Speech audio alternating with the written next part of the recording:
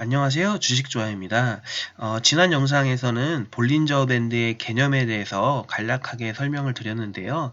이번 영상에서는 지난 시간에 설명드린 볼린저 밴드를 가지고 어떻게 볼린저 밴드를 활용해서 매수 및 매도 포인트를 잡는지에 대해서 설명드리고자 합니다. 항상 말씀드린 것처럼 네이버에 이제 삼성전자라는 것을 검색해서 이제 차트를 한번 들어와 봤고요. 차트 형식은 제가 일전에 설명드린 캔들바, 그리고 이제 오버레이에 들어가시면 여기 지금 볼린저 밴드라는 항목이 있습니다. 이 볼린저 밴드를 켜보시면 이렇게 볼린저 밴드 선이 이렇게 표시가 되게 됩니다. 예, 그러면은 보시면 이것도 뭐 일봉, 주봉, 이제 월봉으로 하시면 더 이제 크고 작은 흐름들을 볼 수 있겠습니다.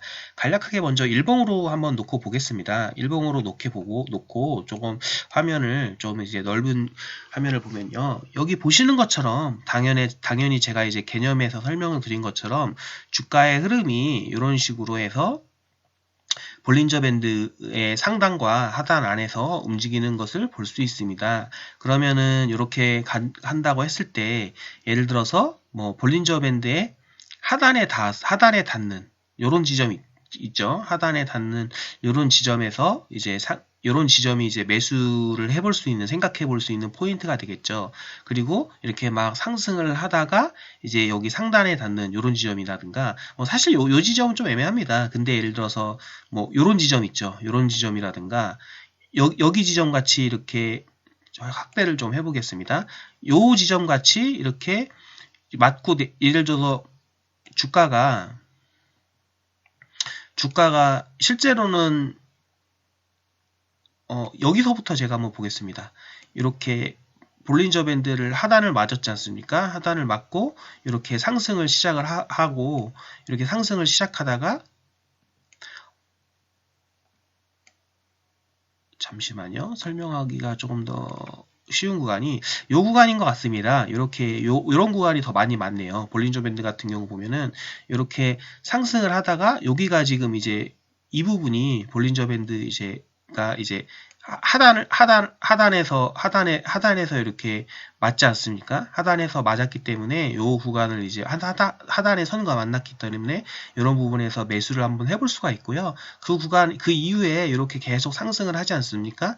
상승을 하다가 이렇게 상단에 닿으면 이제 매도를 하는 거죠. 상단에 닿았기 때문에 다시 이제 중간 중심으로 회귀하는 해서 여기에 다시 이제 매도를 하고 이렇게 또 내려가지 않습니까? 내려가서 요 하단에 닿았을 때 다시 요 부분에 이제 매수를 하는 거죠. 매수를 하고 이제 올라가는데 이 부분 같은 경우는 또 여기까지 올라갈 줄 알았지만 그렇지 않죠. 이렇게 내려가지 않습니까?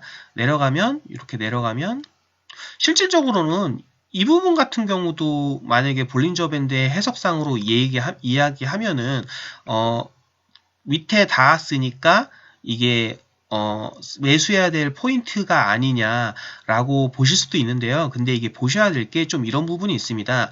볼린저 밴드가 예를 들어서 이런 부분처럼 이렇게 평행하게 이어지는데 이렇게 차트가 밑에를 맞았을 경우에는요, 매수를 생각을 해볼 수가 있습니다. 하지만 이런 것처럼 이제 여기처럼 이렇게 밑에를 맞았지만 볼린저 밴드 하단을 주가가 만났지만 볼린저 밴드가 이렇게 밑으로 꺾였지 않습니까? 그럼 제가 이제 개념 부분에서 설명드린 것처럼 이렇게 하락으로 계속 이어질 수가 있거든요. 그러니까 이 부분은 엄연히 이야기하면 매수하기 좀 생각을 해봐야 되는 부분이고요. 마치 이런 것처럼 이제 이런 부분처럼 이렇게 볼린저 밴드가 이제 뭐 이렇게 평행하게 되는 구간이 어떻게 보면 사볼 수가 있는 거죠. 이런 부분이죠. 이런 부분에 사볼 수 있는 것이고, 예를 들어서 뭐 내가 요 부분에 샀다 했을 때 이제 다시 이렇게 요 부분에 샀으면 이렇게 상승을 시작하지 않습니까? 그럼 언제 팔 것이냐라고 하면 요렇게 위에가 맞는 이 부분이 이제 매도를 생각해 볼 수 있는 수익이 났으니까 지점이 됩니다. 그렇게 이런 식으로 해가지고 이제 많이 이제 활용을 하실 수 있습니다. 근데 이 부분 같은 경우도 참 어려운 부분이 있습니다. 그러니까 무슨 말이냐면 실질적으로는 이제 뭐라고 할까요? 잠시만요. 한번 보시면 좀 주의를 하셔야 될 게 이런 부분들 같은 경우도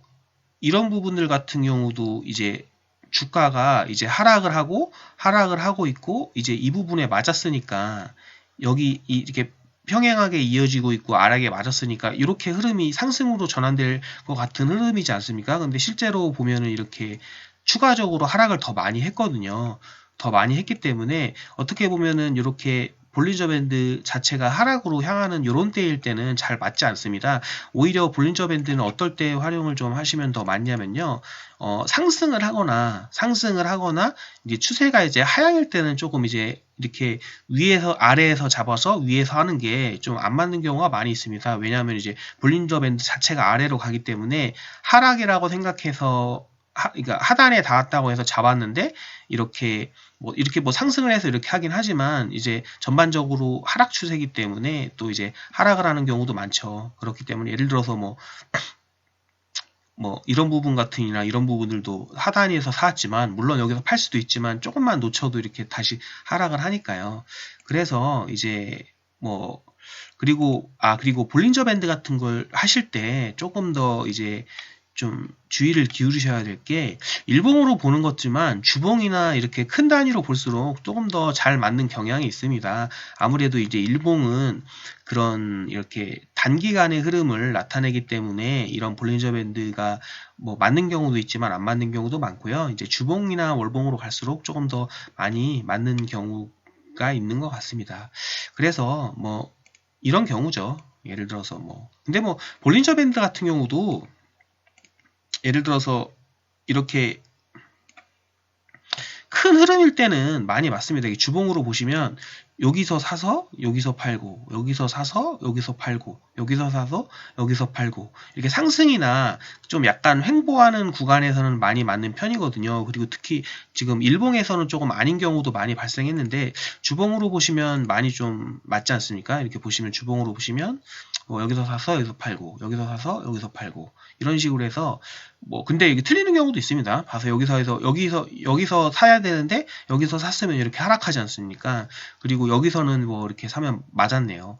그러니까 이런 것들도 보면은 물론 이제 여기서 같은 경우는 제가 말씀드린 대로 이제 이 부분 같은 경우는 이렇게 상승 추세, 이 밑에 하한선이 상승 추세였으니까 사는 게 맞는 거지만 제가 말씀드린 것처럼 여기서 이제 밑에 부분을 만났을 때는 볼린저 밴드가 아래로 꺾이는 모양이지 않습니까? 그러면 또 내려갈 확률이 많기 때문에 이거는 어떻게 보면 매수 포인트가 아니죠. 이제 그런 것들도 좀 생각을 하셔야 되고요. 이제 오히려 이렇게 여기 보시면 이렇게 이런 요런 횡보 구간에서 좀 많이 맞는 편입니다. 볼린저 밴드 같은 경우는. 그러니까 횡보나 상승하는데 이렇게 많이 맞는 편이고요.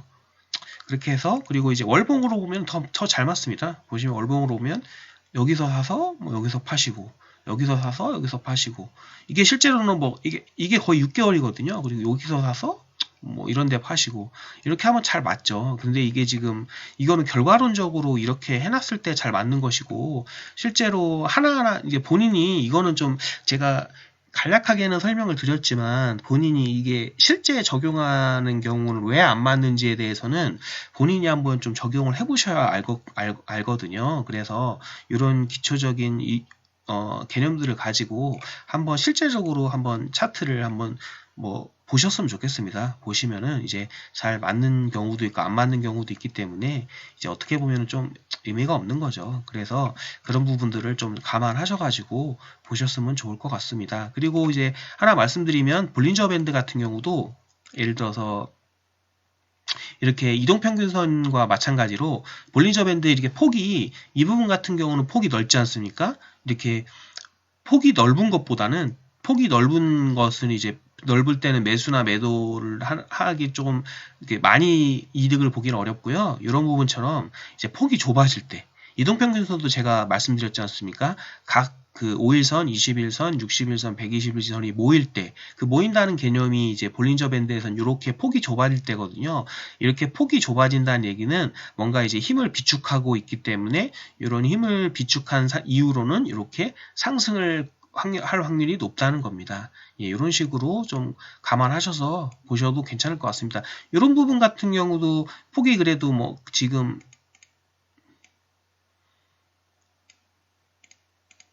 조금 하면 이제 이런 부분들도 여기 이렇게 폭이 좁아졌을 때 2008년이네요. 이런 부분들도 비교적으로 제가 이제 물론 이제 제가 너무 크게 봐서 잘 안 보이실 수 있지만 이런 부분보다는 여기가 폭이 제일 좁거든요. 이게 폭이 좁아진 다음에 이렇게 상승이 나타나는 것을 볼 수 있습니다.